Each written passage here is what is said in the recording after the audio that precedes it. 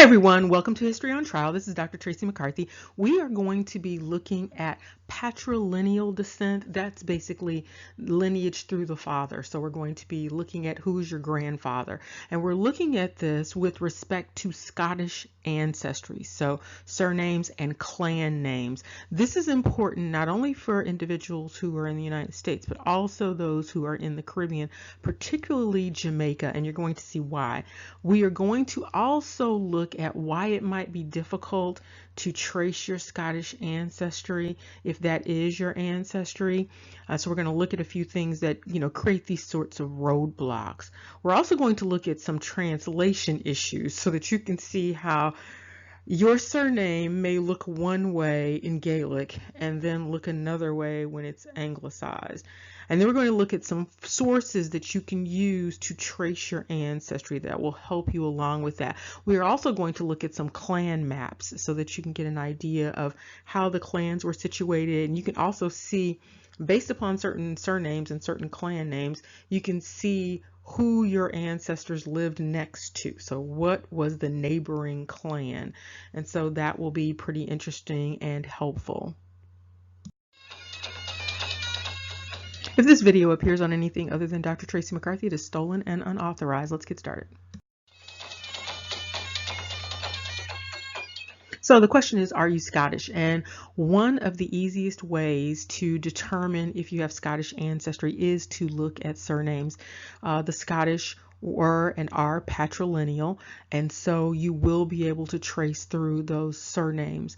Now, this is important again for those who are in Jamaica and those who are on the East Coast in particular of the United States, so that Northeast area and that Southeast area.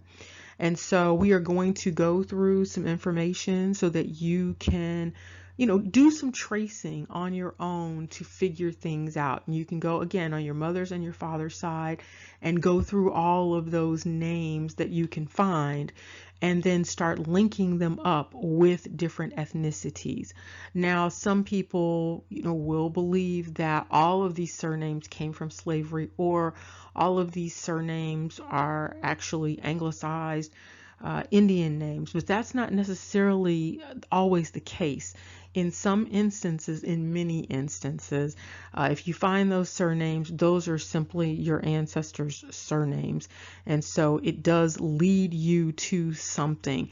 And those who are in Jamaica will very readily see this because they don't have the same narrative. They don't have the same slave narrative that is in the United States. And so therefore there may be a little bit more openness to entertaining the idea, the possibility, the likelihood that that is simply the surname. Now let's get on the same page about this word clan. There are certain ethnic groups around the world that use the term clan, and you'll sometimes hear that among indigenous people in the Americas. You will definitely hear it related to Scotland. And so a clan is really just, it means children. And so you've got the ancestors, but then you have the descendants. And so the descendants would be the clan, the children. And so that's exactly what that is referring to. And so when we talk about clan, we're talking about basically a group of households that typically descend from a common ancestor. That's not necessarily the case because you can be sort of adopted into a clan. You may, just sort of marry into a clan. And so there are a number of ways that you might become a member of a clan. But generally speaking, it really is about those biological relationships. And also clans are tied to land. And so there is a land space and a state that goes along with that ancestral clan heritage. And before we go any further, we're just going to do a little analysis related to these flags. On the left-hand side of the screen, you see the Jamaica flag. On the right-hand side of the screen, you see the Scotland flag. And so you can see that there is already a similarity going on here, and that there is a connection between Jamaica and Scotland simply based upon that flag alone. Now, we've talked about it before, but we're going to talk about it a little bit more going forward. And it's related to why it's so difficult to identify ancestry and why people hit these roadblocks when they have ancestors coming out of Scotland, Ireland, Wales. It becomes particularly difficult. And one of the reasons revolves around a dynamic that historians are now being a little bit more verbal about, is the dynamic of genocide that took place in Scotland, in those isles, in the Highlands. And so there was a genocide that took place. Some people might refer to it as an ethnic cleansing. There were several dynamics going on with that situation, and it went on for a long period of time. And so there was a history of ethnic cleansing. There was a history of removal, clearance, and eviction from tribal and clan lands. So when you look back in history, the situation looks very similar to what took place in the Americas with the indigenous people of America. So even you have something called removal that was taking place. And so the people were moved off of their lands. And then there was the depopulation of those areas. And so all of those islands in the Highlands, you had a depopulation scheme going on, and then the people were exiled.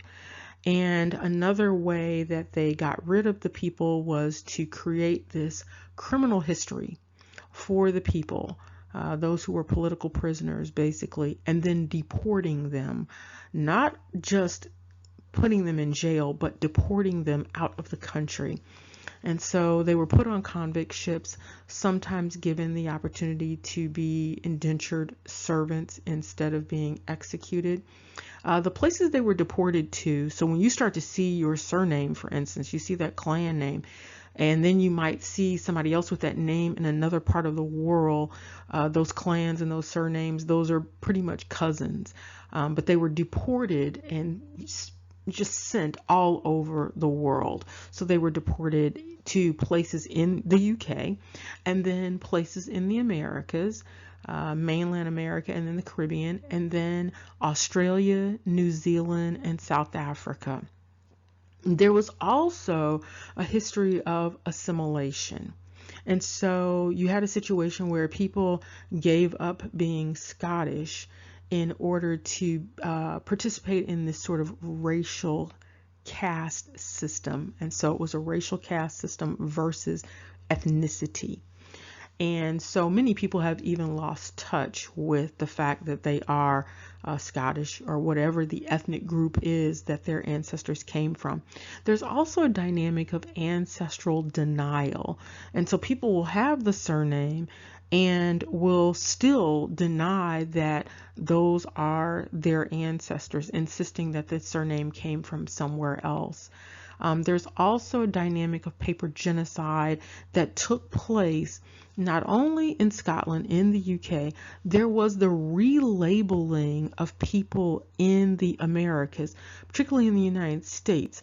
And so when someone would identify as Scottish or British or Irish, if they didn't look a certain way, they would be reclassified, and so they would be identified as mulatto or Negro or colored or Indian. And so there was this reclassification, relabeling people, and basically killing off an ethnicity. Now, you may not be aware of this, but Scotland has a massive number of islands.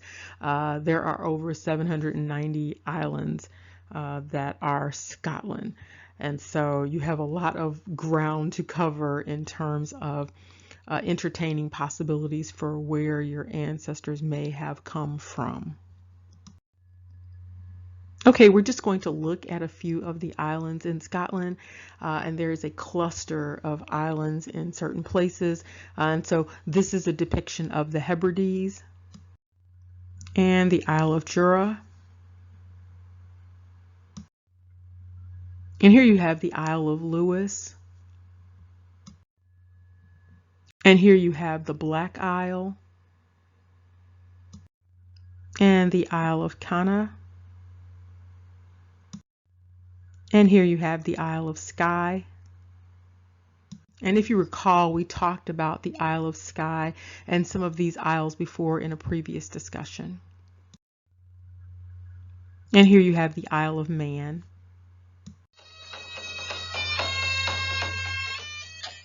Now remember, the clan names are attached to land. They are attached to estates and land. And so this is a bigger map, and you can see how these clans are situated next to each other.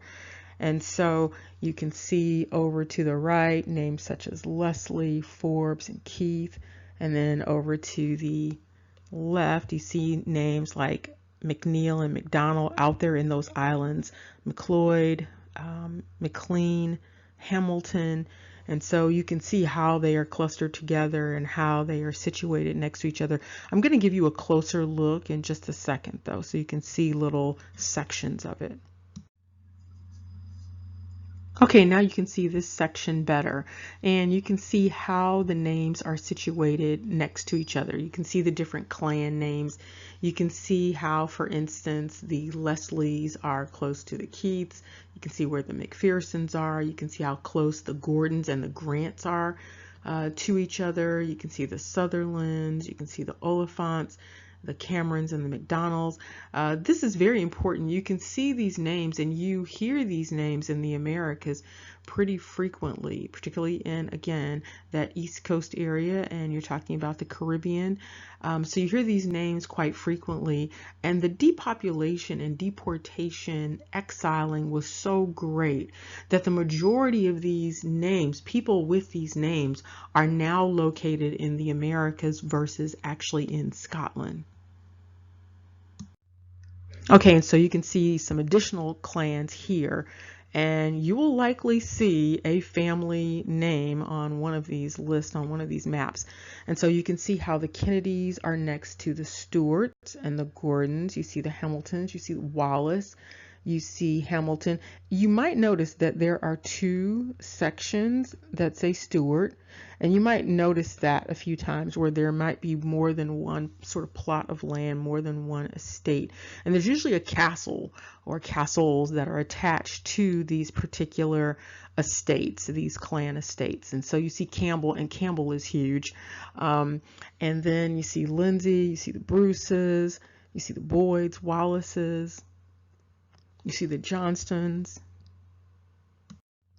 And here you can see all of those Macs sitting out in the ocean. So you see Clan McNeil, Clan McDonald, Clan McLeod, Clan McKinnon, and you see McDonald again.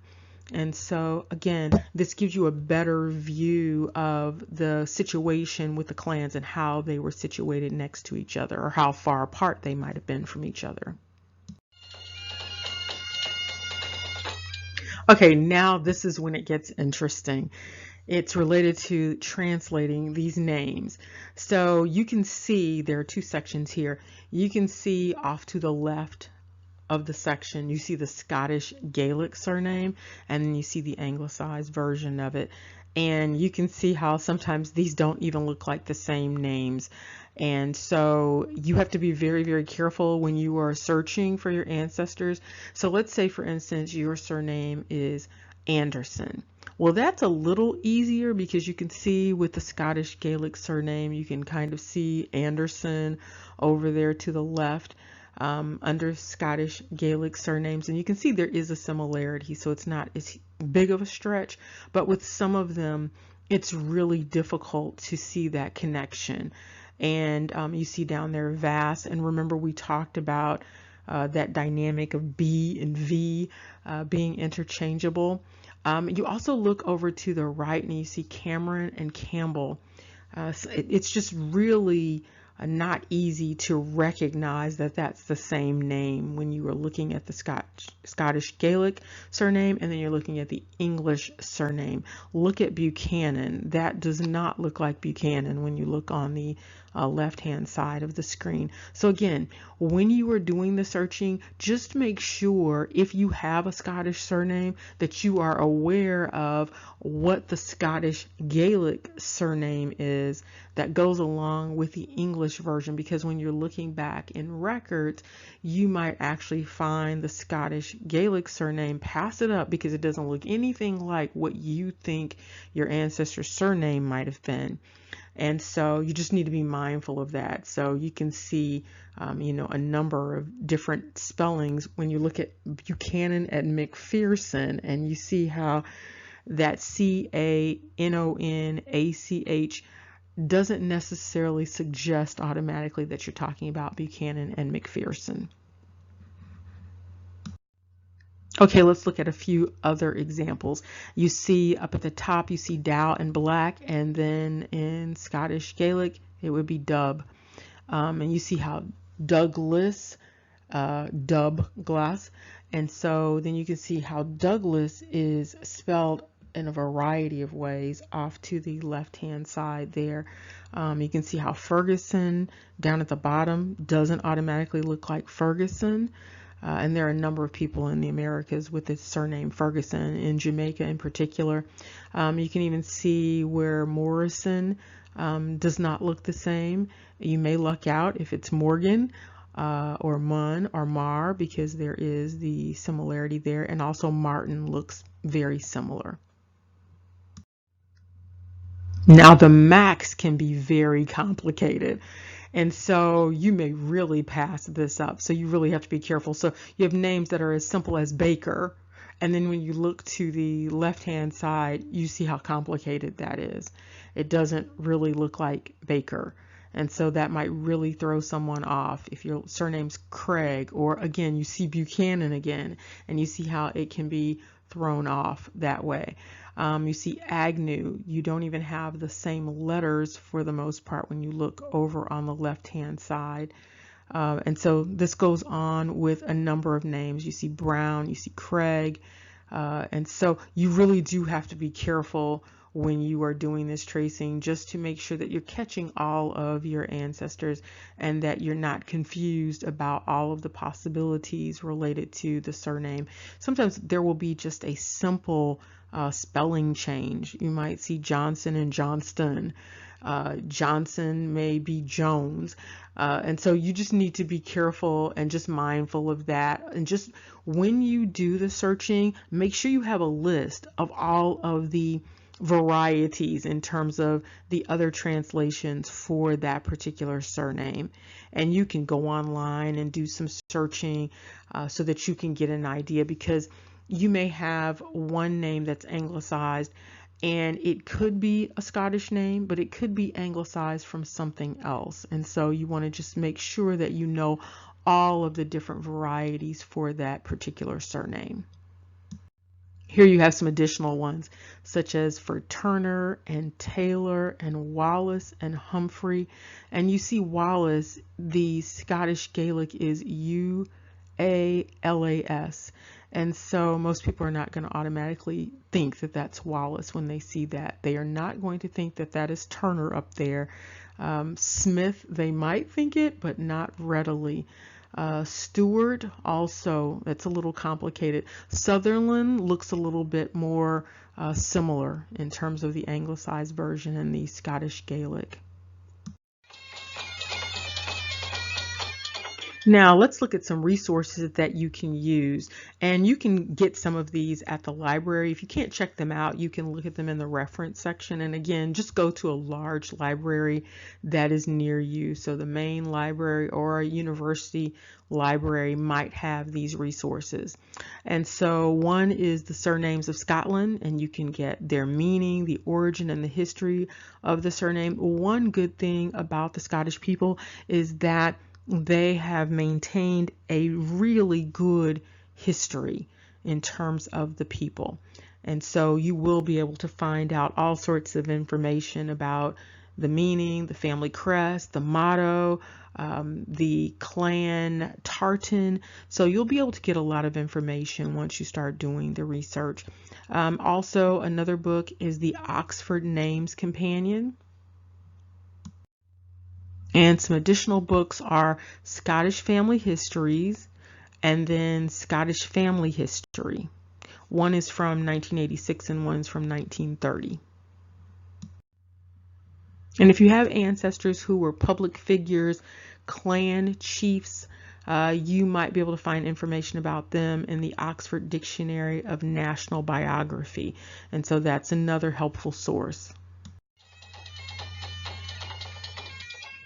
Okay, we've talked about patrilineal descent for those of you who might have Scottish ancestry, whether you are in the United States or you are in the Caribbean, particularly in Jamaica. We're going to go a little bit deeper into this whole thing, and it will be very helpful for those who, again, who are on that East Coast, North Carolina area, and also for Jamaica.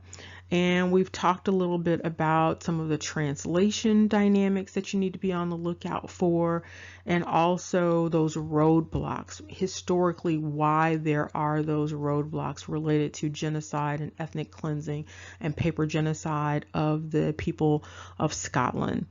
And also the issue of the land maps, those estates for the clans. And so that gives you a better picture of how your ancestors may have been situated in Scotland in that land space. But again, there was a major depopulation, and that's why you have more Scottish names in America than you have pretty much anywhere else. Remember, knowledge is power. Take care and see you soon.